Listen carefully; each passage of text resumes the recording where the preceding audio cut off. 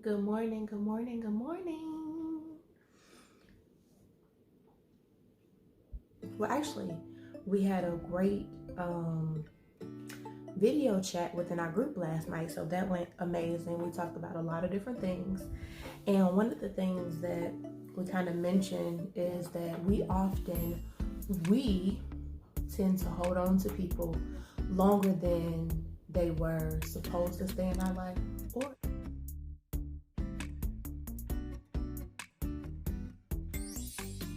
even have a connection with us. We tend to hold on people past their expiration date. And not only could that hinder us as individuals in our journey, but you also could be hindering someone else. You could be the problem very well and not even know it and not even be intentional about it. So we have to be mindful, and we have to really, first of all, we have to have a relationship with ourselves first, so that you understand you, that you understand triggers, that you understand signals, that you can even hear your own consciousness when something doesn't feel right, that you're even aware that that is what's actually happening. So you have to get in tune with yourself. But I just want to briefly just talk about the fact that about keeping things in general, and this is people as well, but keeping things past the due date, past the expiration date. We wouldn't want to carry a baby for 15 months in our womb. It's past the due date, it's past the expiration date. You wouldn't want to retire and then continue to work without pay. That just doesn't make sense. You wouldn't sign up for a service that you don't need. You wouldn't pay for a car and you don't drive.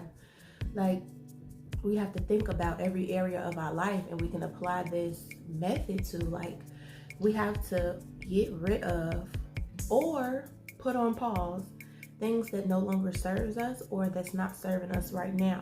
If you don't drive, you have a total of fear of driving, why would you pay a car note?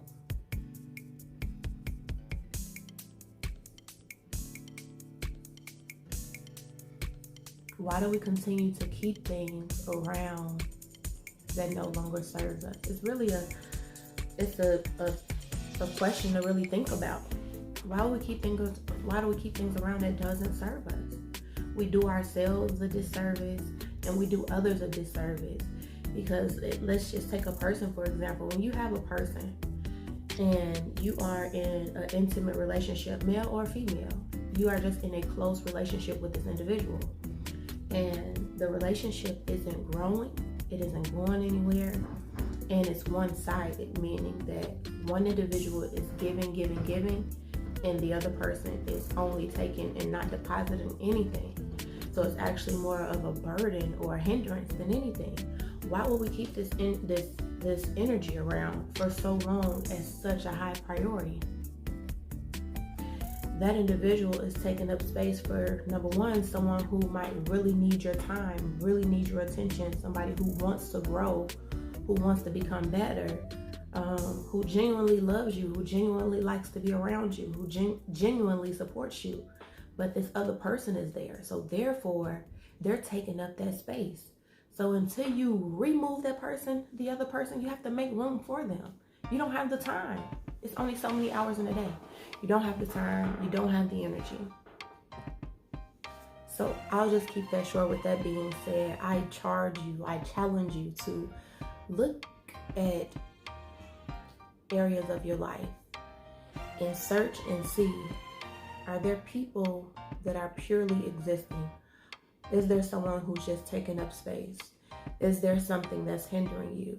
And then look at yourself.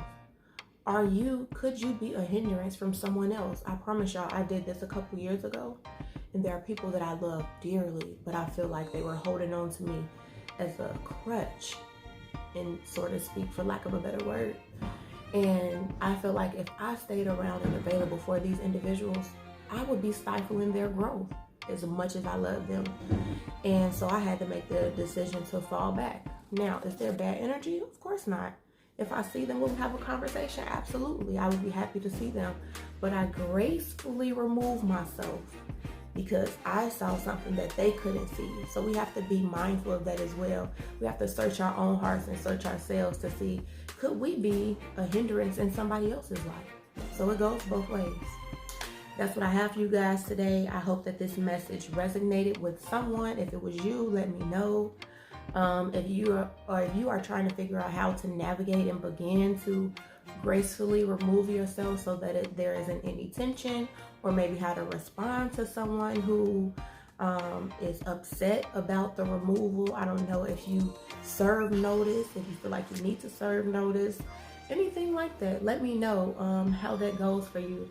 I always try to approach people with love and in love when I'm talking to them. So it can be a conversation or it can be a declaration, whatever you feel fit that it needs to be for you. Y'all have a good day.